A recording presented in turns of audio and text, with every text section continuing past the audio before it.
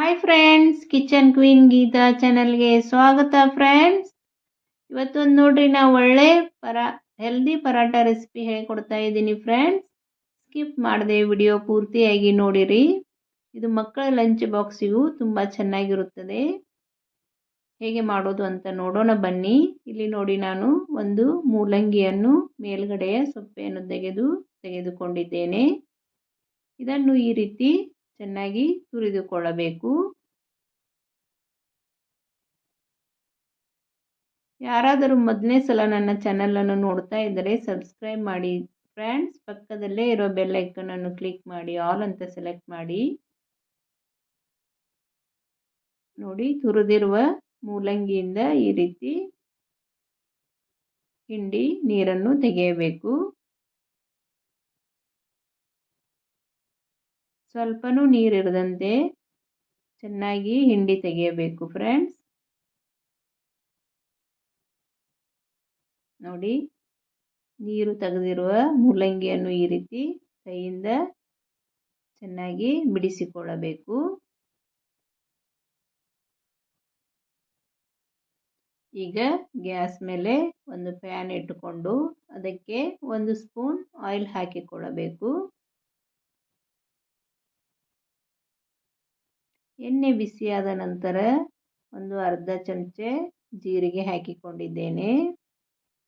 ಈಗ ಇದಕ್ಕೆ ಸಣ್ಣಗೆ ಕಟ್ ಮಾಡಿರುವ ಹಸಿಮೆಣಸಿನಕಾಯಿ, ಸಣ್ಣಗೆ ಕಟ್ ಮಾಡಿರುವ ಈರುಳ್ಳಿಯನ್ನು ಹಾಕಿಕೊಳ್ಳಬೇಕು. ಸಣ್ಣಗೆ ಕಟ್ ಮಾಡಿರಬೇಕು ಈರುಳ್ಳಿ ಮತ್ತು ಹಸಿಮೆಣಸಿನಕಾಯಿಯನ್ನು. ಇದು ಚೆನ್ನಾಗಿ ಬಾಡಿಸಿಕೊಳ್ಳಬೇಕು.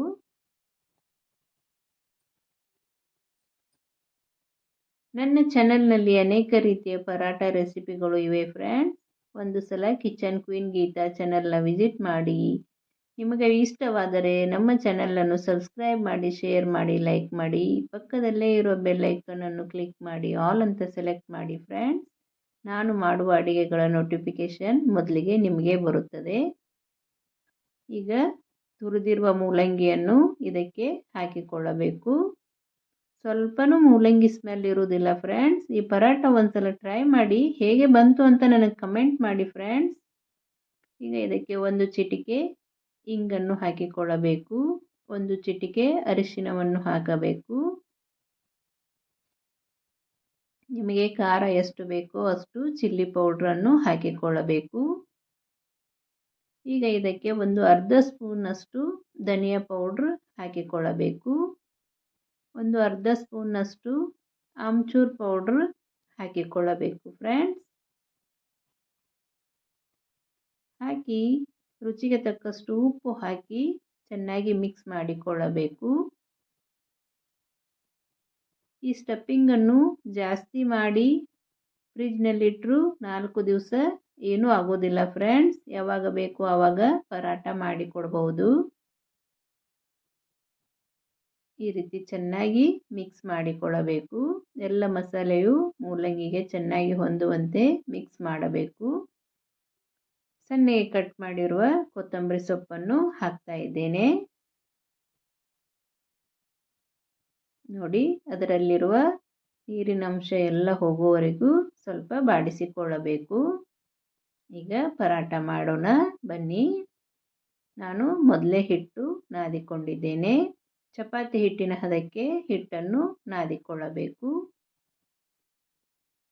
ಈಗ ಪರಾಟ ಮಾಡೋಣ ಬನ್ನಿ. ಒಂದು ಉಳ್ಳಿಯನ್ನು ತೆಗೆದುಕೊಳ್ಳಬೇಕು. ನೋಡಿ, ಈ ರೀತಿ ಇದನ್ನು ಈ ರೀತಿ ಬಟ್ಟಲಿನ ಶೇಪ್ನಲ್ಲಿ ಮಾಡಿಕೊಳ್ಳಬೇಕು.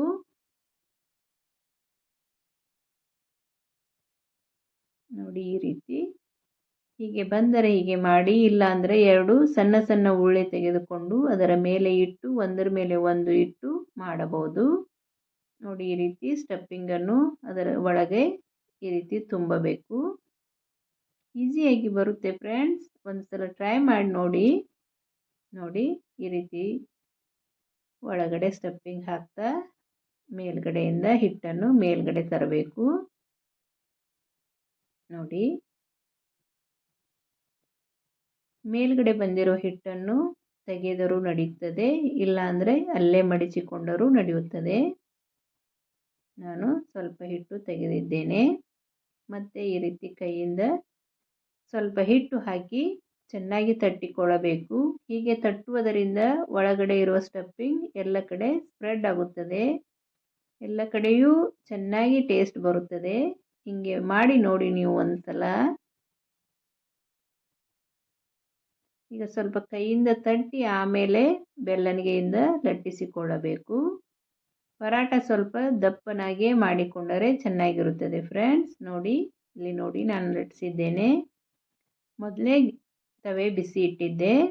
ತವೆ ಕಾದ ನಂತರ ಹಾಕಿಕೊಳ್ಳಬೇಕು ಪರಾಟ ಹಾಕಿ ಈ ರೀತಿ ಸುತ್ತಲೂ ಎಣ್ಣೆ ಹಾಕಿಕೊಳ್ಳಬೇಕು.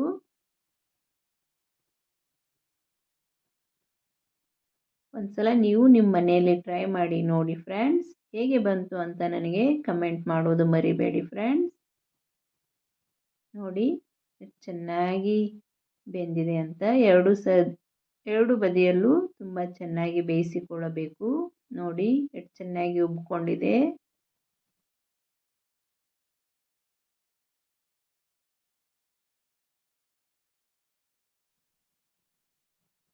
ಈಗ ಪರಾಟ ರೆಡಿ ಆಯಿತು. ಪರಾಟ ತೆಗೆದುಕೊಳ್ಳೋಣ ಒಂದು ಪ್ಲೇಟಿಗೆ.